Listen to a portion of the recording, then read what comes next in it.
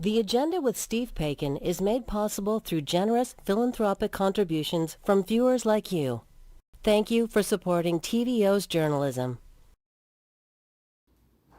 Tonight, we'll try to unpack the issues around one of our most complicated forms of government, condominium boards. Later, we took our cameras to Guelph, Ontario to see how community organizations, local businesses, and municipalities are addressing food insecurity. That's all next on The Agenda.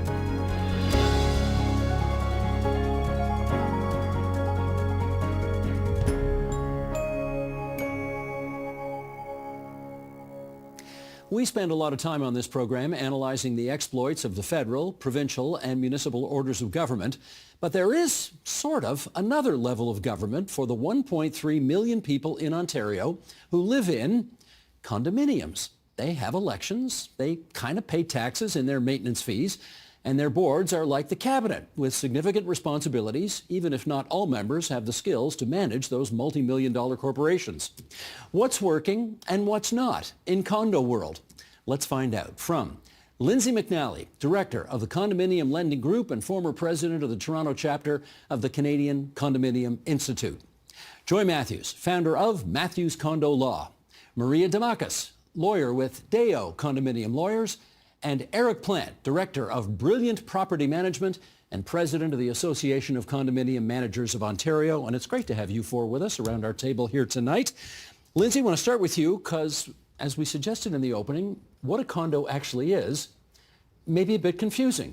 Is it a private company? Is it a level of government? Is it a home? What is it? It's an important question because I think there's a bit of a gap in the average consumer or condo owner even knowing what it is that they own.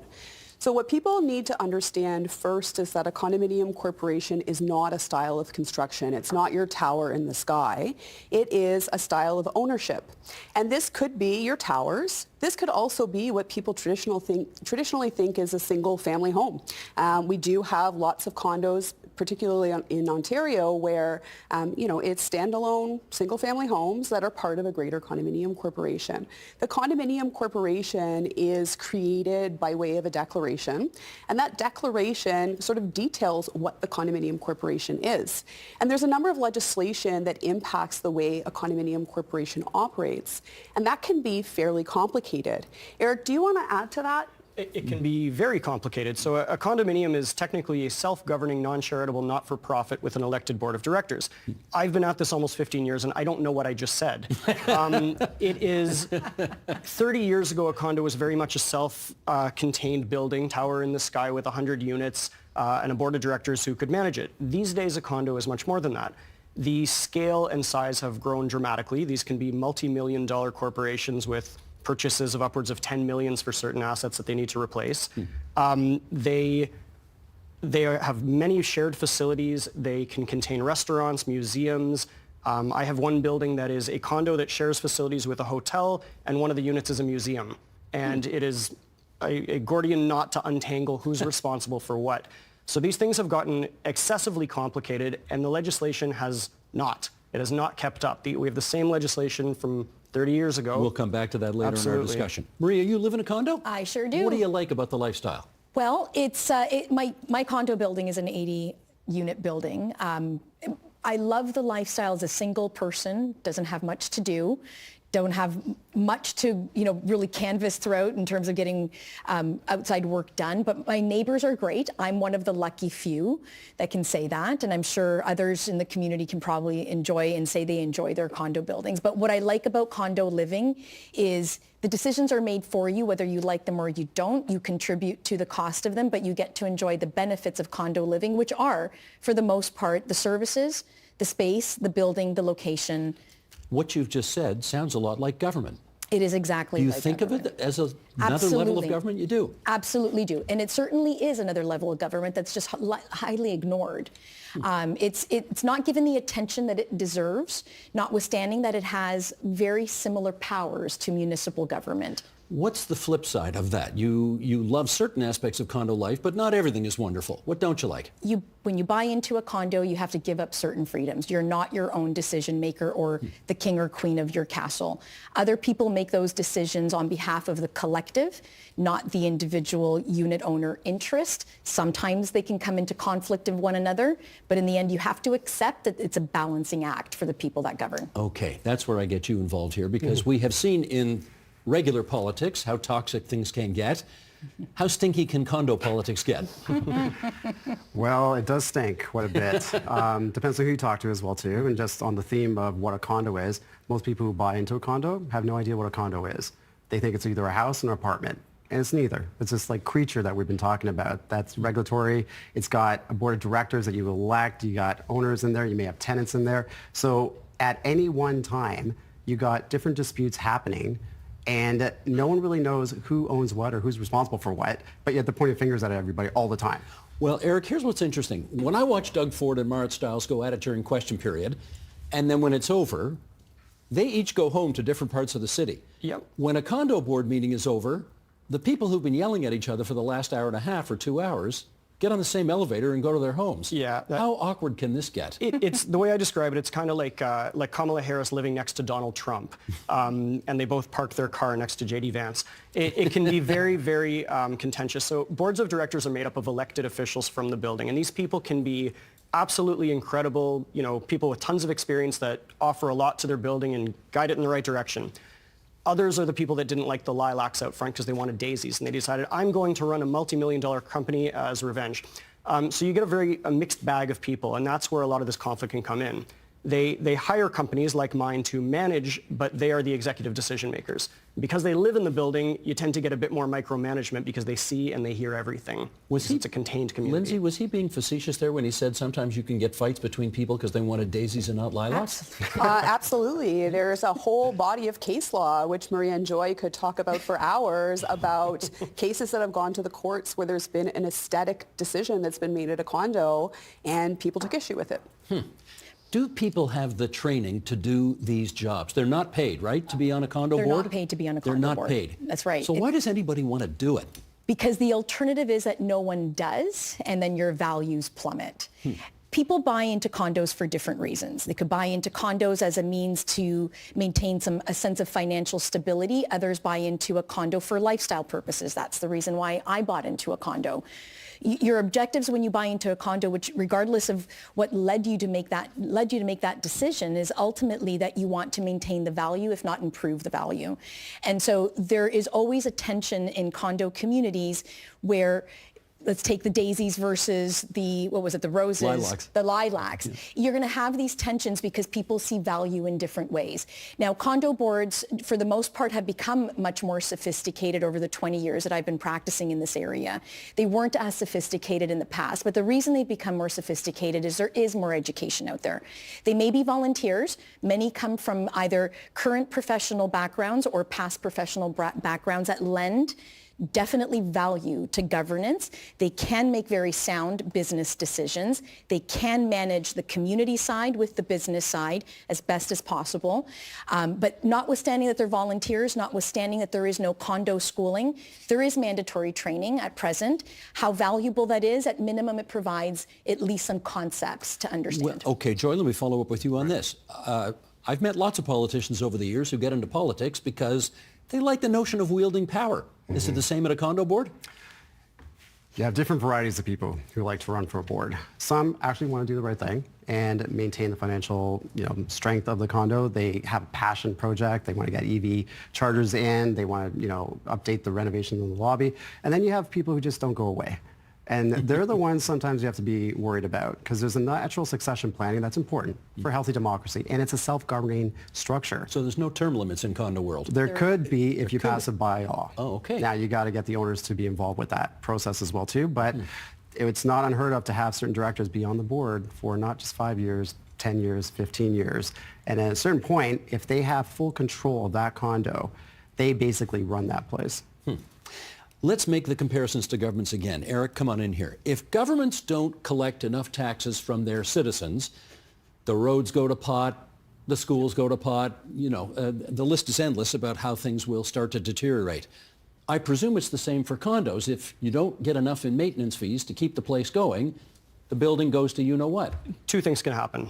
Number one, correct, the condo will deteriorate, but there's certain things that you can't let deteriorate. You can't let the elevators break down. People need to get to their homes. So what will happen is if a condo finds itself in a position where there isn't enough money, unlike other levels of government, we can levy what's called a special assessment, or the board can levy a special assessment. Power to tax. And that's essentially a one-time tax of however much you need. And people have to pay it. Within 90 days, you can put a lien on the unit, and it can go to power of sale if it's not paid. How much can that special assessment be? As much as it needs to be. Like $100 grand? Lindsay will speak a bit more to this because she's into the condo lending side, but I took over a building once and 2 months afterwards got something from the engineers saying we need a special assessment of $60,000 on average. Per unit? Per unit. Some of the larger units would have been over 150. And we spent months fighting back and finding new engineers and new lawyers, and we got it down to about 15, but that can happen in buildings. You typically make the news when you're that high, but it's devastating for homeowners because you can lose your home. So maybe you should explain what you do, because obviously some people who get hit with a $60,000, $70,000, $80,000 assessment, they don't have that money hanging around and they can't pay it. So what happens? Of course, or if the special assessment is high enough, they may not even have sufficient equity in their home so that they could borrow it under their own power. And that's really where I come in. So my business focus is all about making sure that condominium corporations can maintain affordability for their owners. And the point is that there's always options. A special assessment is a built-in opportunity for the board of directors to essentially levy a tax and say, we need to make this repair, pay this money. But when there's circumstances that this causes significant financial hardship to the individual unit owners, the corporation can consider borrowing the money. A lot of people don't realize that condo corporations are themselves commercial entities. They can borrow money under their own credit. But a significant barrier actually is the apathy of the owners in the individual condominium corporations. That's the same in democracy too. Yeah. Joy introduced earlier the idea of a bylaw, right? So you can use bylaws in condominium corporations to change the way that it operates and to empower the board to do specific things. In order to borrow money, a condominium corporation must pass a bylaw, and the threshold for passing the bylaw is a majority of all owners in the condominium corporation. Not just the majority who vote, but That's the majority correct. of owners. That's correct. So it's really incumbent upon you to make sure everybody's engaged. Yes, and when we look at some of the historical numbers in terms of participation in municipal elections, a majority is really hard to achieve just getting people out. Mm-hmm. And then not only do you need to get them there, you need to get them to vote in favor. So the apathetic owners are a challenge, and then also there are lots of people who will go out of their way to block necessary repairs and block necessary funding options. Why would they do that? Because they disagree with what is maybe better for the majority. It doesn't work for them as an individual. And Maria spoke earlier about, when you buy into a condominium corporation, you get certain liberties, but takes away certain rights. Condo boards are stuck in a hard place sometimes. They have to make difficult decisions that affect hundreds of families. Well, let me follow up on that. Maria, if we know that when governments raise taxes, some people absolutely hit the roof. Absolutely. Is it the same in condo world? Absolutely. They will hit the roof. Financial insecurity for most people is the cause for hitting the roof. There may be people who are opposed to funding or some expenditure on a principled basis, but really it's about the financial insecurity or financial stress that it creates. So whether we're talking about the special assessment and that one-time tax, or we're talking about long-term funding, it creates additional pressure. People do hit the roof. People do want to hold their decision makers accountable. In condo, it's pretty difficult to do that because the board does wield a lot of power. The avenues available to owners are few and far between and not easy to achieve. So yes, people hit the roof. They feel helpless because their options are quite limited. I want to ask all of you to look at the monitors either on the walls or up top there of one of the most distressing things I've ever seen, and that is, I'm going to show you some before and after pictures. Sheldon, you want to bring these up? This is in Surfside, Florida.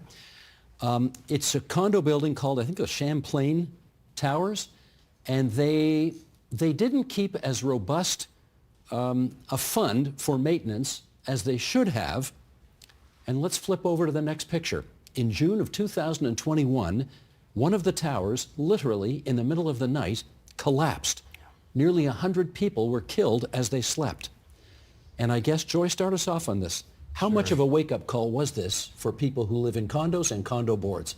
Well, first, Florida is different than Ontario with respect to legislation, so we should compare apples and oranges a bit. But the idea here is that you got politics. My view on this is this was a political issue. The board who was in charge of that building deferred decisions that were hard decisions, probably related to the stuff that we've been talking about here. There's political decisions to be made. They may have to make hard decisions on special assessments, raise maintenance fees, or borrow money, and they didn't want to do it. Exactly. And as a result, they were very popular, I guess, with the people who lived in the building because they kept the maintenance fees down. Right. But look what happened. And on that point, in Ontario, we got a cyclical problem. Special assessments is a dirty word, but there are three ways to increase maintenance fees. You increase maintenance fees, or borrow money, as Lindsay mentioned as well, or special assess. But some condos don't do that, and what they do is every 3 to 5 years, they have to special assess. But then the board gets turned out because there's a political upheaval. Right. And then the board changes, but then they don't do anything. 3 to 5 years later, they have to special assess, and that board gets kicked out.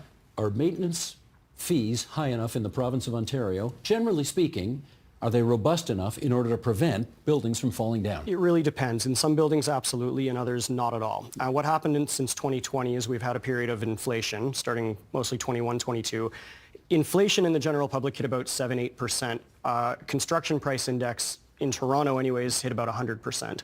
So if you're a building and you're preparing to do your windows, let's say, because they're all falling apart and drafts are coming in, you save $2 million to do the windows. But you don't do it because it takes time and politically it's difficult.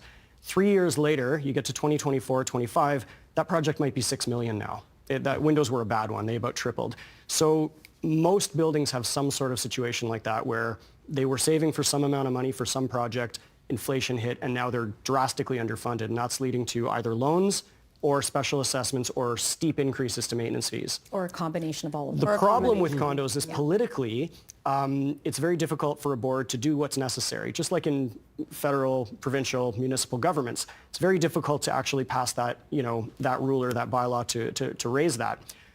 When that doesn't happen, you get situations like Surfside, where the building gets in such bad shape that any attempt to fix it would cost so much that whoever's trying to fix it gets kicked off the board, fired, whatever the case is, until you have a catastrophe. I should add something about inflation, because when people talk about inflation, typically in the news, you hear about inflation, Bank of Canada takes measures against it. Most of the time you're talking about consumer price index inflation, the cost for a basket of goods. When we talk about inflation in condos, particularly as it relates to capital repairs, it's really construction inflation, which is a totally different measure. So if we look at the StatsCan Residential Construction Price Index, let's start from 2020 when we had the big pandemic, which changed a lot of the financial outlook for our world.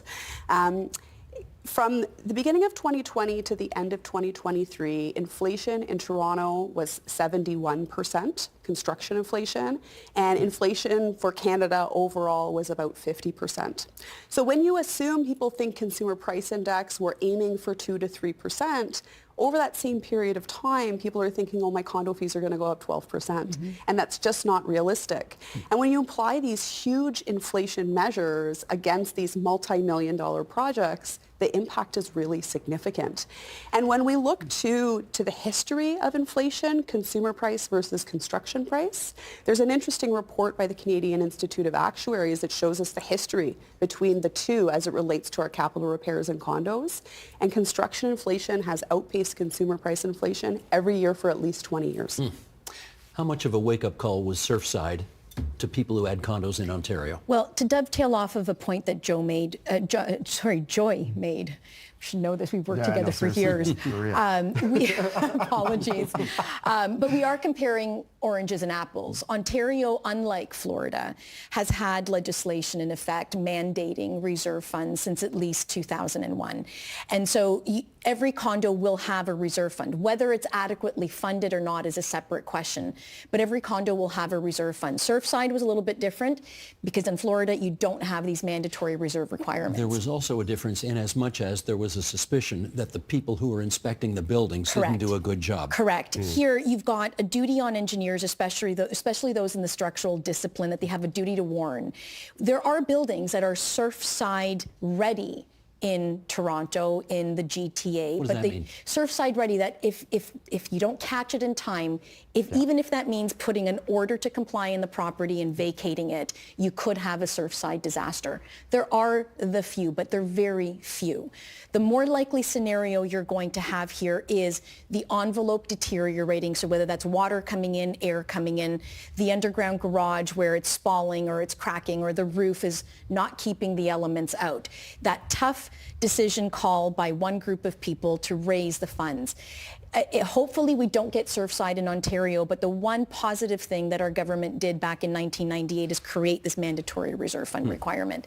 No condo board wants to go to its annual meeting where it's at minimum accountable to the owners at one time of year and tell owners we're not in line with our funding plan. Got it.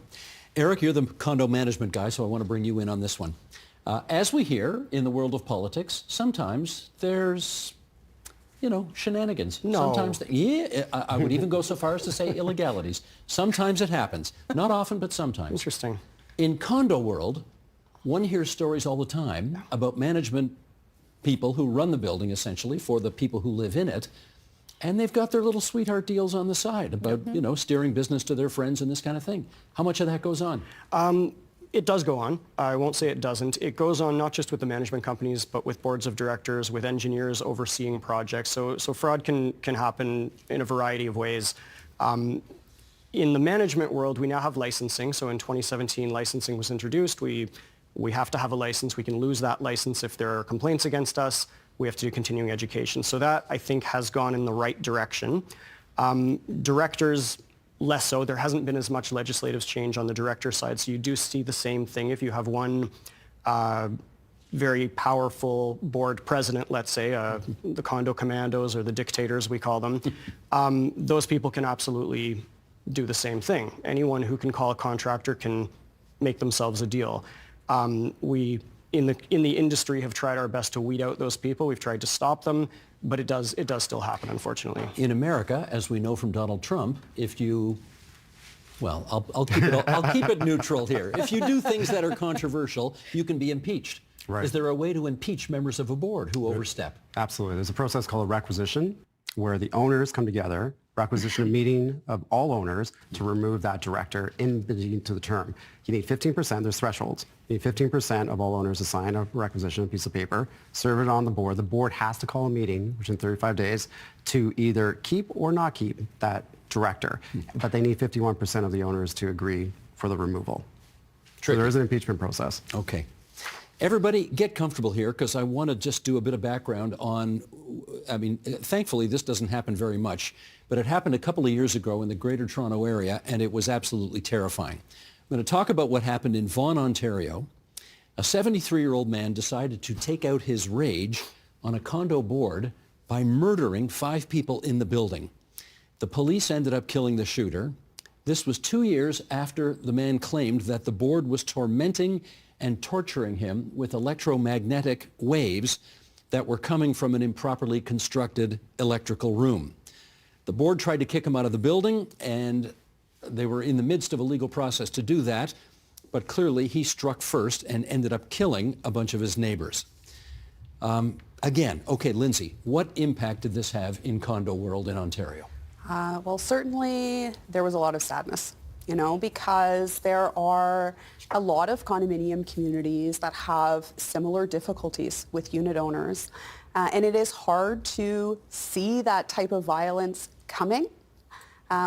Everyone working in the industry who's been to difficult meetings, who have had to do difficult enforcements against unit owners, we've all been in the position where we've been a little bit scared, but we hope that nothing like that will ever happen. Have you ever been on the receiving end of that kind of, not that kind of violence, obviously, but something that made you uncomfortable? So a bit of extra background about me is that I started my career as a condo manager. I have almost 20 years experience sort of in the operations of a condominium corporation. And one of the reasons that I left condo management, not the only one, but one of the reasons was that I was attacked at an owner's meeting. And thankfully, I was not harmed. People were there to react quickly enough. When you say attacked, what does that mean? One of the unit owners tried to climb the table, just like we're sitting at, to attack me. And the reason was because in my capacity as chairperson of that meeting, I had the unfortunate reason to tell him to sit down and to stop yelling at the meeting because we were trying to conduct business. The reason for that meeting was to talk about the budget. And it was very minor increases to the budget for that condo that year, if any. But this individual was known to be hot under the collar, was known to use drugs, but we couldn't prevent him from coming and have his democratic opportunity to have a voice in the governing of his condo. Was there security at the meeting? No. Maria, let me ask you, should there be security at condominium meetings? 20 years ago, it used to be the norm. When I first started out as a young condo lawyer, we had two rules. Security, off-duty police officers or private security, and the table situated by the exit door. Why? Because of exactly what Lindsay mentioned. Not that that's changed much, but security is no longer a go-to thought process for most boards. Insecurity still exists because of hot temperatures, because of anger, because of erosion of civility in our society and taking it out on the people where you live, who you think are at fault for them making your space less comfortable, less capable of being financed, less capable of being financially doable for you. Can I just add in there? Please. Yeah. This is a particularly difficult situation for all condo lawyers and anyone in the industry as well, too. We've all been assaulted at Yeah, this is Seriously. it's such a Absolutely. common theme. 100%. Yeah, absolutely. This is probably worse than the Surfside issue, because this is about dealing with people endemic in now. condos, exactly. It's endemic. And the way I say, you got to take a step back, because we just don't have the tools necessary to deal with this stuff.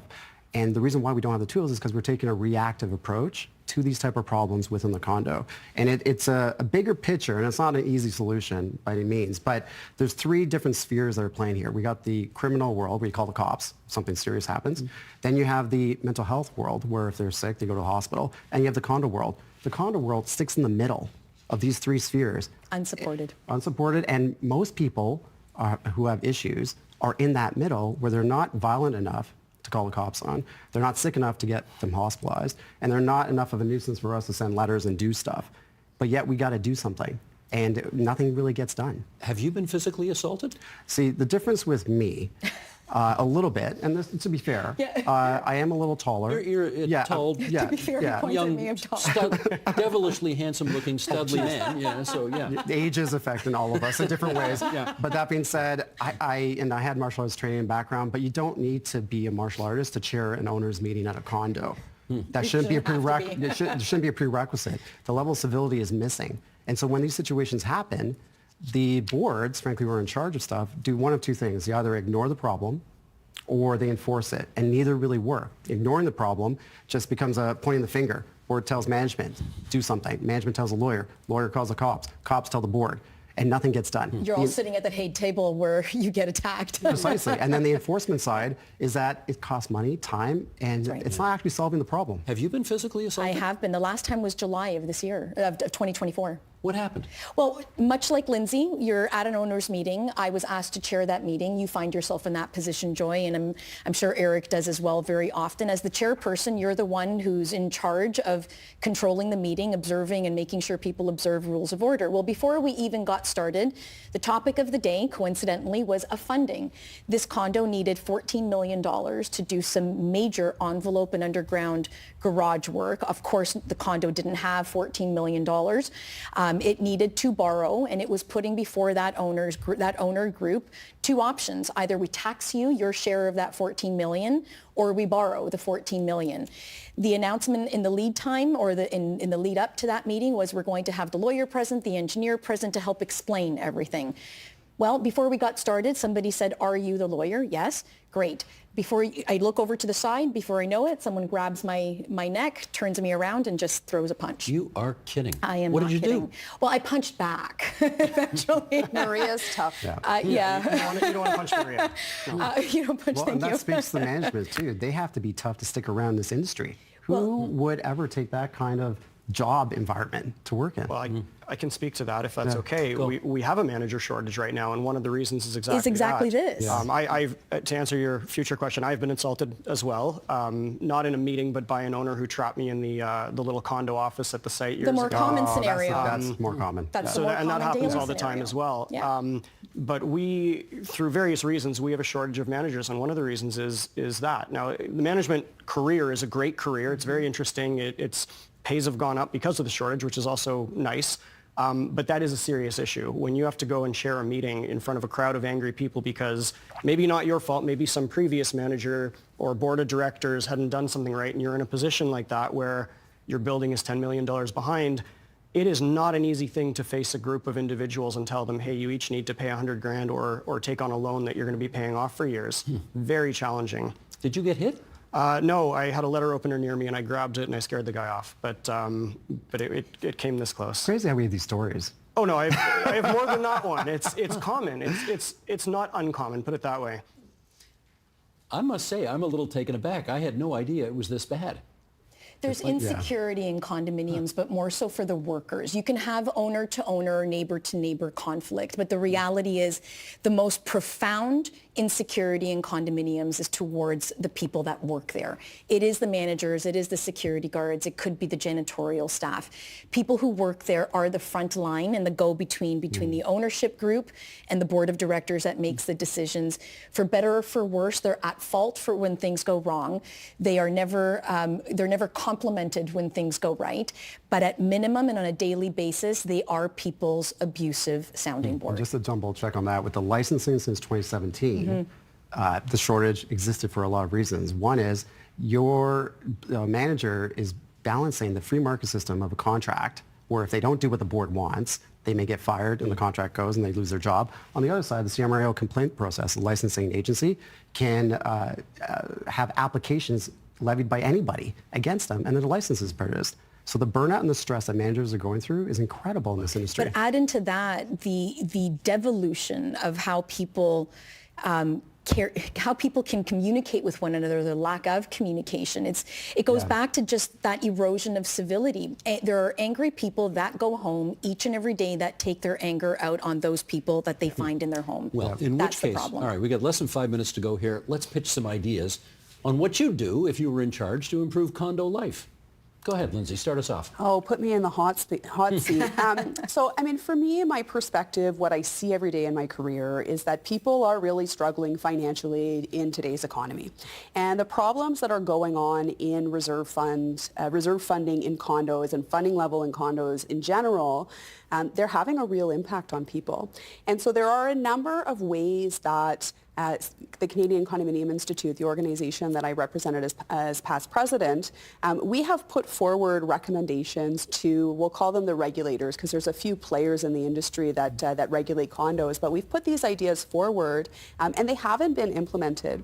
And to be honest, we've known since at least 2015 that we had funding problems in reserve funds in the province of Ontario.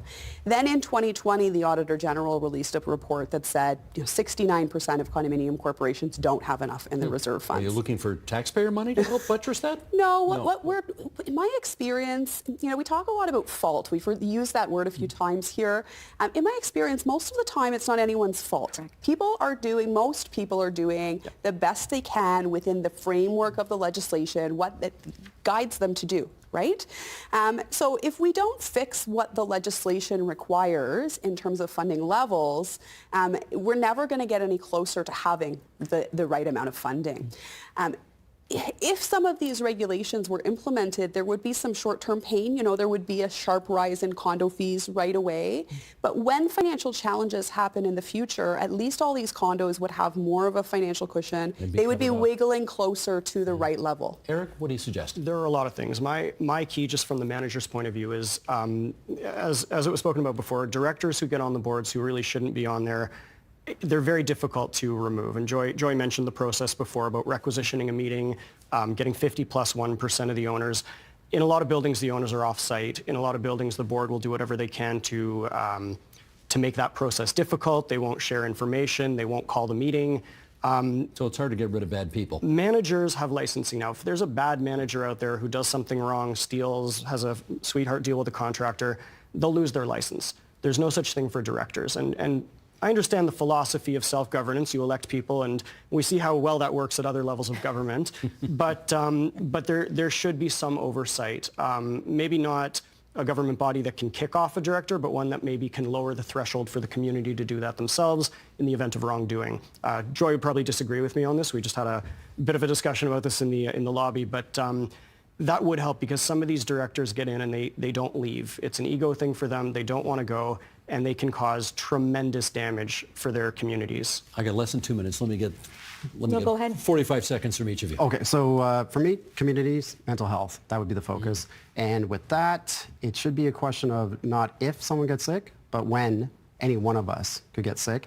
Legislation should be there to protect us. So for example, if a guy's coming to the management office asking for the party room access, but he doesn't have pants on, that's not really a thing you call cops on necessarily. It may not be. It's a problem. But it's a problem, yeah. So why don't we have, and often when I get these type of calls, the first question I ask, I don't need a lawyer's letter for that. Is there a friend or family can that person call? And there's nothing in the file because it's not a mandatory thing to have a number ready to go in case you lose yourself. Maria. Condo boards need support, in my view. I think we can have condo police out there for condo boards. In the end, the crux of some of the core issues in the condo community are financial. They are people generated, but as a fourth level of government, they are highly abandoned. The resources out there are keeping up with that abandonment. It is, you have a lot of power, board of directors, exercise your power versus getting the police support or other public body support. So condo boards need to be supported. If they're supported, managers will be supported. And then, you can start changing the tide on some of those challenging dynamics. Gotcha. Boy, that was fascinating, guys. And I'm really worried about your physical safety going forward. So please take care. Let's thank Lindsay McNally from the Condo Lending Group and Eric Plant, owner of Brilliant Property Management and the president of the Association of Condominium Managers of Ontario. And on the other side of the table are two lawyers, Joy Matthews, owner of Matthews Condominium Law, Maria Demakis, lawyer with Deo Condominium Law. Thanks so much, everybody. That was terrific. Thank you for having Thank me. you very much.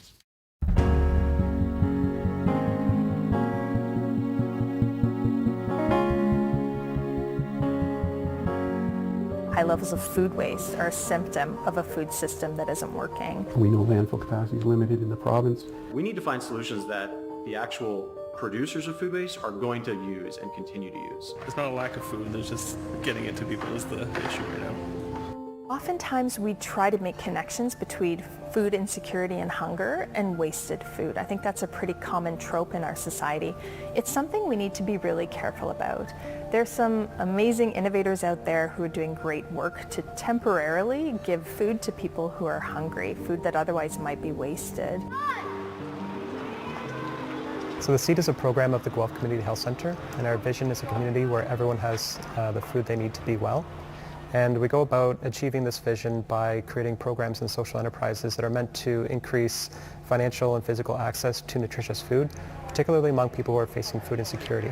We know that food insecurity is an income-based challenge. People's incomes are on a spectrum, therefore food insecurity is on a spectrum. Because if you have a high wage, you can buy food wherever you like. If you have a much lower wage, then the number of options available to you is fewer.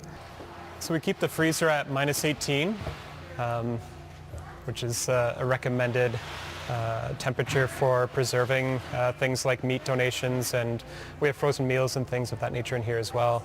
So I'm just going to open the door briefly because we want to keep the temperature cold, obviously. If we didn't have the freezer in particular, we wouldn't be able to accept large-scale meat donations, which is a critical thing for our community, because oftentimes when you're sacrificing quality, quantity, you're also sacrificing a bit on the types of food that you're able to purchase. And protein is one of those things that ends up being sacrificed because it's often higher cost than some other things. With our Groceries from the Seed program, it's an online grocery store. And people can go onto the store and they can select as much or as little as they like from around 250 products we have on the store. And depending on what their income level is, they can choose to pay retail rates for that food. And then also, because we know that there are some people who can't afford to pay anything for food, we have a free food section of the store as well. We have a bin alongside our repacking stations, and this bin, we refer to it as Farmer Doug's bin. And Farmer Doug is a local farmer. He's got livestock. And when we're going through and looking at the quality of the food that's coming through, anything that is like slightly blemished, that can be processed in a kitchen. So we'll keep that and it'll be in a blemished bin. But then there will also be items that are beyond processing, in which case we're just throwing it directly into Farmer Doug's bin. Food waste is a really big deal for multiple reasons. It's definitely an environmental issue. It's been estimated that food waste accounts for somewhere between 6 to 9% of all global greenhouse gas emissions. And when we think about aviation being responsible for about 2% of all greenhouse gas emissions, it's huge. It's been estimated in Canada that we waste about $50 billion worth of food. And so that's a huge economic loss across the food value chain. That's everywhere from farmers to businesses, agri-food businesses, to consumers. Sometimes we see waste on the farm because people further in the food value chain are not able or willing to receive the foods. So perhaps a farmer grows some food that's off standard. So you might have a retailer or somebody along the distribution chain who says, no, we're not going to take that. So these tomatoes have been pretty routine. We've been getting them. It's like 8,000 pounds a week kind of thing, but it's hard to move sometimes though. Yeah. They want like a routine, but I'm like, I can't do that at the moment just because of capacity, because they take up fridge space. We also see some food waste at retail, and then another really big bump in places like households. At the household level, about $1,000 a year we estimate is wasted. There's a range there, but roughly $1,000 a year per household. We see then the handling of that. So as that wasted food it enters the organic stream, it becomes something we need to handle. And our organics facility processes 30,000 tons a year, so that equates to about 19,000 tons of greenhouse gas emissions that are reduced by processing it through our facility. Our data suggests that there's about 30% avoidable food waste within that stream. Our process is aerobic. That means we add air to the process. And that means there's benefits and drawbacks to that process. As the food decomposes, it's creating carbon dioxide rather than methane, so there's less impact there. What this kind of composting also allows for is for the return of the nutrients at the end of that compost cycle. So very high quality compost that the farmers use as part of that. It's part of the nutrient cycle and part of the circular economy. A big part of what's wrong with food loss and waste is what happens after the food has been wasted. So for example, if you have food or food scraps that end up in a landfill, they're decomposing in an anaerobic environment. So that means there isn't oxygen there, and the way that that food decomposes creates methane in particular. It's the most concerning greenhouse gas that is produced in that sense. We know landfill capacity is limited in the province. Fort Guelph specifically, we don't have an operating landfill, so we have a contracted landfill, and it's estimated there's about 10 years of capacity left. And furthermore, we know through our studies that we have about 20% organics in the waste, so that's about another 3,000 tons we could get out of landfill and processed as well. So those are some of the challenges we see in terms of managing food waste awareness of those types of costs and implications, and then integrating with folks' busy lives in terms of understanding that there's an important issue and what to do about it. It's a multi-scalar governance problem. So there are federal responsibilities, and we do see some action at the federal level, some commitments to addressing food loss and waste, but it's mostly within provincial and territorial mandates to manage waste. What we see in many different parts of Canada is that those responsibilities are then devolved to municipalities. So municipalities, which have generally the least funding in Canada, bear the biggest responsibility for providing waste management infrastructure and services. We need to do things differently. We need to do them better. So let's start thinking about and planning for food waste reduction now in order to help us deal with those difficult challenges in the future.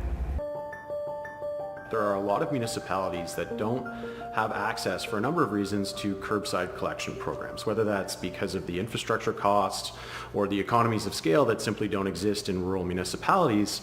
A food cycler program is a scalable solution that is able to divert food waste from the landfill.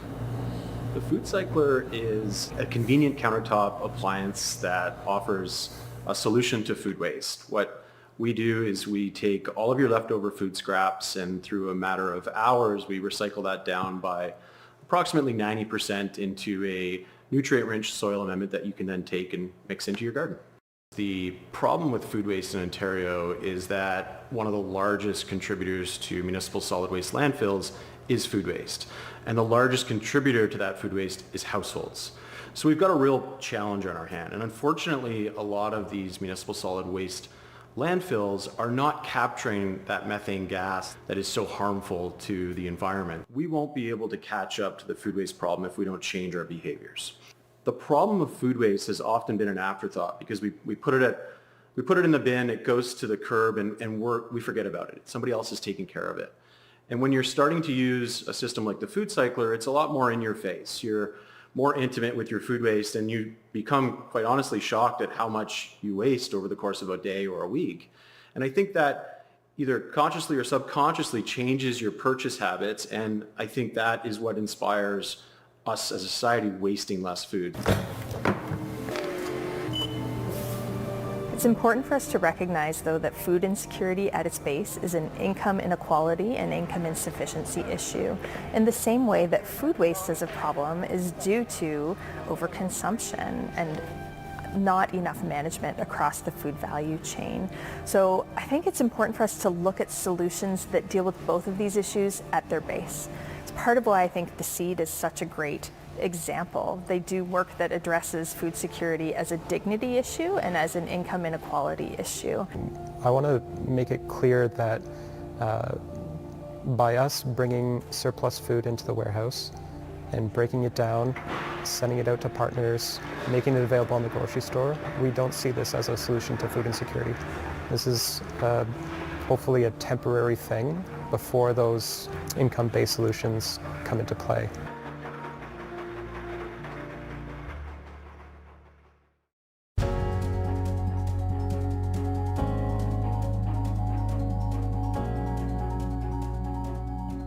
There's an alien landscape hidden among the rolling hills of Caledon, Ontario. And while it might look like this place is from another world, the story of how this barren area formed is very human. Mankind accidentally created this wasteland through colonization and bad farming practices. And now, human activity is threatening to destroy it all over again. Welcome to the Cheltenham Badlands. This land has long been the domain of Indigenous peoples, namely the Mississaugas of the Credit. By 1810, settlers were spreading across Upper Canada and disrupting Indigenous peoples' traditional lifestyles in the process. By 1818, those settler pressures had severely weakened the Mississaugas of the Credit. Chief adjutants had little choice but to sign the Adjutants Treaty. That gave up much of the Mississaugas' traditional territory to the Crown, and that opened this land for settlement. By the mid-1800s, this property had become a farm. For a whole variety of reasons, that probably should have never happened. Part of the deal with government land grants was settlers had to clear the land of all the trees and brush. But on this property, those plants were the only things holding the ground together. My name is Joe Deloge. I'm a professor in the Department of Geography and Planning and in the Department of Earth Sciences at the University of Toronto. And my area of expertise is geomorphology, which is the study of landscapes, landforms, and the processes that create them. The site was not very good for agriculture because it's steep, it's gullied already, so grazing would have been the dominant kind of land use activity on the site. And as soon as you remove even a small patch, the erosive characteristics of this particular bedrock type starts degrading quite rapidly, and that can spread. Over the years, more and more of the soils disappeared. Eventually, badlands like these began to take over much of the property. That wasn't good for the would-be farmers, but it did create a new use for this place. My name is Rowena Cooper, and I was married to Russell Cooper. His family owned the Badlands from about 1927 until Russell passed away. Russell's father, James Edward Cooper, who purchased the property, they needed somewhere for their 5 children to run and to play and to enjoy themselves. And that's where the farm came into being because they loved it. Because of the erosion, which was already there when the family bought it, the farmhouse had been moved off. So there was basically no use being made of the almost 100 acres. They went for picnics, they went on weekends, and it was somewhere that they could get out of Brampton. It wasn't just the Cooper family that enjoyed these Badlands. News of this strange landscape had spread, and it became a favorite spot among outdoor adventurers. In fact, it was outdoorsy people that first brought me here when I was a kid. But not everybody treated the land with respect. He was concerned when he found out, for instance, that some people were using it with their dirt bikes. Some people were using it with their ordinary bicycles because of injury and because of damage to the erosion. And I think it was partly that led him to agree to put in a trail. The Bruce Trail Association approached him and asked if they could put in a trail, which he happily agreed to. With the Bruce Trail came even more popularity. On weekends, especially in the fall, there could be 50 or 60 or 70 cars parked on the side of the road, and people would be all over the farm. And he would go over there, sit at the top of the hill, and just talk to people as they came by. He enjoyed that aspect of it. In the decades before social media, the Badlands were always fairly popular among locals, but that's nothing compared to the numbers we see today. When I was a kid, it was discouraged to go and walk on the bedrock, but at the same time, when we did it anyways, nobody came and asked us to leave either. People generally didn't understand how fragile this place was, and then more people like me kept coming. The Ontario Heritage Trust bought this land in 1999. It put up information boards to teach people about how sensitive the area was, but people kept walking on the hills anyhow. All that time, the Badlands were wearing away. The natural rate of weathering and sediment removal on this particular Badland site was about 2.5 centimeters or 1 inch per year. And that's about 2 to 3 orders of magnitude larger than you might find anywhere else on a soil surface in southern Ontario. To understand the risk, we have to understand what the Badlands are made of. The red ground you see is actually bedrock, but it's a very soft kind of stone.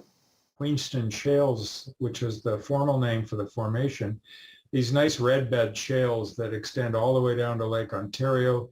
You can see them along the base of the Niagara Escarpment. They're very red, very clay rich. Most of Oakville-Halton region is built on these clays, a really thick, gooey, clayey surface and a very dense, flat, platy shale underneath it. The Queenston Shale Formation stretches all the way into New York State. This was the bottom of an ancient shallow sea hundreds of millions of years ago. Like many seafloors, it's made up of sedimentary rock. That's when layers of material get compressed together over time. If you remember the Rocks and Minerals unit from grade school, you'll know that sedimentary is the softest kind of rock. As Deloge said, that softness means it erodes much faster. Add in the footsteps of thousands of people each year, you've got a real problem. All this foot traffic on busy weekends were actually accentuating the rate at which erosion was occurring and the amount of sediment that was lost every year. And so we had an initial estimate of about 10% loss related to human foot traffic alone. The other 90% natural processes. We went back and revised that 3 years ago, probably closer to 30% related to foot traffic.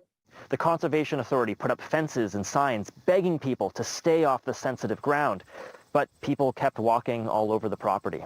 This whole area is essentially a wasteland that was first created by human activity, and now human activity was threatening to destroy the wasteland itself. In 2015, Credit Valley Conservation closed off the area entirely, aiming to prevent further damage while they found longer-term solutions. It took 3 years, but in 2018, the Badlands reopened. This new boardwalk at the top of the main area offers accessible views of the landscape, and a new wide trail lets people go across the property with less impact. The upgrades also addressed safety. There's a parking lot now, so people don't have to stop their cars on the blind hills of the narrow side road. There are still people who don't understand the importance of staying behind the fence, and I kind of understand it. It can be tough to imagine how one person going off trail can really harm the landscape. But the data shows it's never just one person. So how effective exactly have the mitigation measures been? Right now, that's still a gap in our knowledge. We were not directly involved with those mitigation efforts. It would be nice to go back in.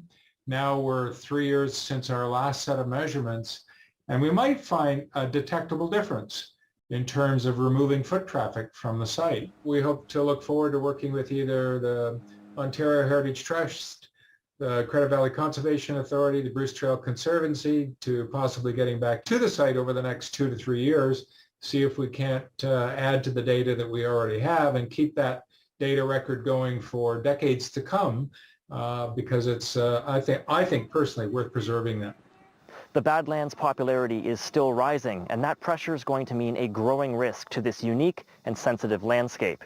The Conservation Authority could have done the simple fix, putting up a giant fence around the entire property and banning visitors altogether. But that could defeat some of the lessons that we can learn from the Badlands, both from its past and in the present. After all, this is a striking real-world example of how human actions can profoundly change the planet. It's an area of scientific natural interest. It would have always been classified as such. So helping preserve these little snapshots of landscapes that are somewhat foreign or exotic, I think is really helpful for the education of the public in and around the Greater Toronto Area, where we can see the effects of both climate and human impact. Credit Valley Conservation says it's every visitor's responsibility to minimize their impact here.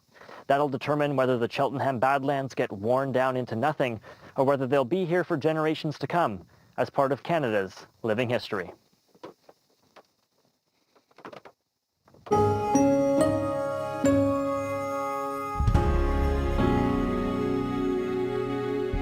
And that is the agenda for Monday, January 20th, 2025. Tomorrow on the program, we will be at ROMA, the Rural Ontario Municipal Association Conference, discussing how rural communities can overcome one of their most persistent problems, getting better health care. Hope you'll join us for that. I'm Steve Paikin. Thanks for watching TVO, for joining us online at tvo.org, and we'll see you again tomorrow. The Agenda with Steve Paikin is made possible through generous philanthropic contributions from viewers like you. Thank you for supporting TVO's journalism. We are where you are. TVO's current affairs journalism is available across platforms across Ontario, on Roku, Amazon Fire, Apple TV, and more. Catch The Agenda, The Thread, On Poly, and other podcasts, docs, and video series on the device of your choice when you choose.